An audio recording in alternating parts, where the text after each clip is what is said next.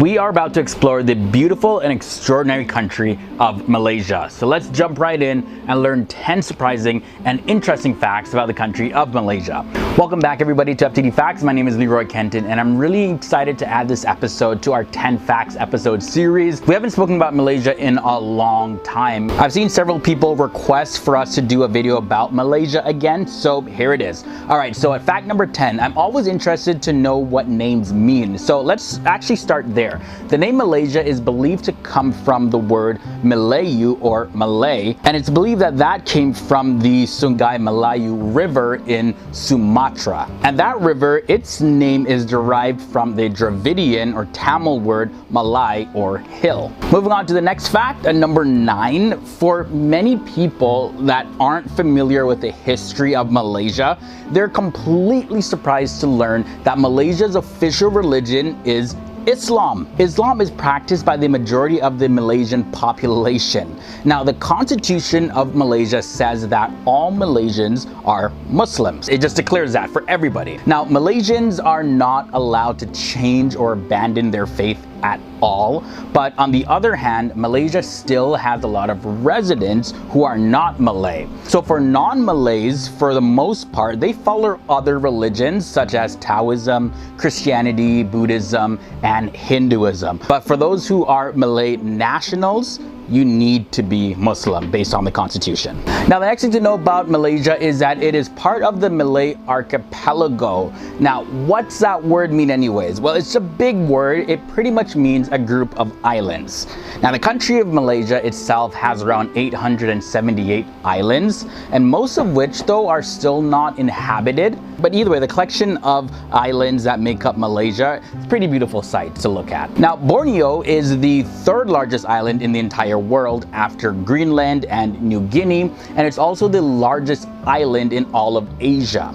So 3 countries actually share the island of Borneo, and those countries are Brunei, Indonesia, and of course Malaysia. Now let's talk about the language in Malaysia. So there's a language, Bahasa Malay, also known as simply Malaysian. That's the official language of Malaysia.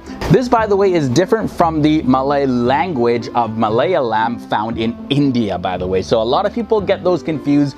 Not the same language. Either way though, the official language of Malaysia, like I mentioned, is Malay or Malaysian or Bahasa Malay. So yeah, it does go by several different names, but the government sometimes refers to it as Malaysian. Also, the English language is widely used professionally and commercially, and also it's used in the superior courts. And the final thing I want to share about the Malaysian language is that it has borrowed from the Sanskrit, Tamil, Hindi, Persian, Portuguese, Dutch, and Chinese languages. It's also borrowed quite a bit from the Arabic language, and also more recently it's been borrowing from the English language. That has increased a lot, especially when it comes to many of the different scientific and technological terms being used in Malaysia. Let's now talk a little bit more about the government of Malaysia. Not many people know this, but Malaysia is actually considered to be a federal constitutional monarchy, and it has a ceremonial head of state, and that is a monarch who has a title of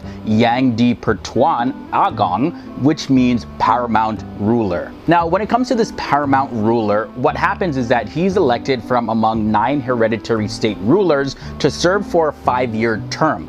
And now the paramount ruler, that's the person that appoints a prime minister from among the members of the House of Representatives.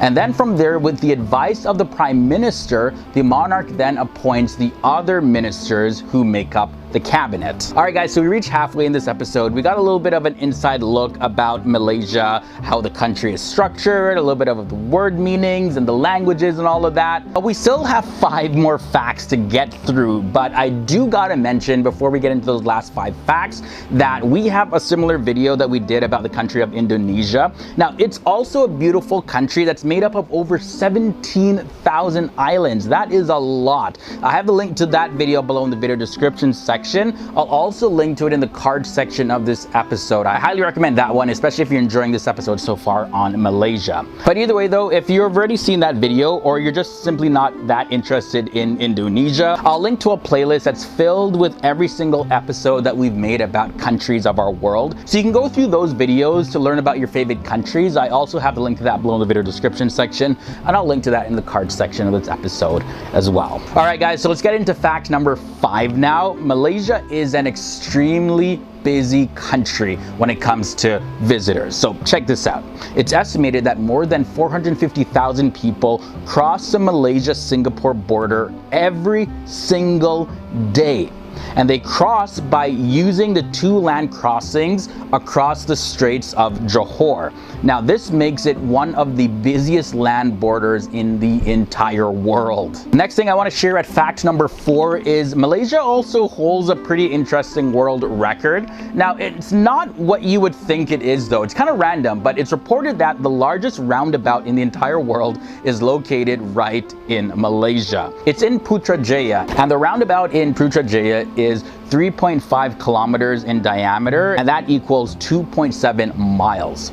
Now, although sources do say that Putrajaya has the world's largest roundabout, there is some dispute about this though, because some sources say that the Savannah, located in the port of Spain in Trinidad and Tobago, actually holds a title for having the world's largest roundabout. But either way, as it stands, for the most part, it's recognized that this roundabout in Malaysia is the biggest in the world. Now, I had to include this at fact number 3. Teh Tarik is Malaysia's national drink. Now, the term actually means pulled tea. All right, so what is this anyways? Well, it is a hot milk tea beverage, but it can also be served cold as well. Now, they say to effectively mix the flavors of the tea, you actually have to tarik, or pull the tea between 2 pitchers repeatedly. Now, this is how the tea can stretch and blend together and generate foam.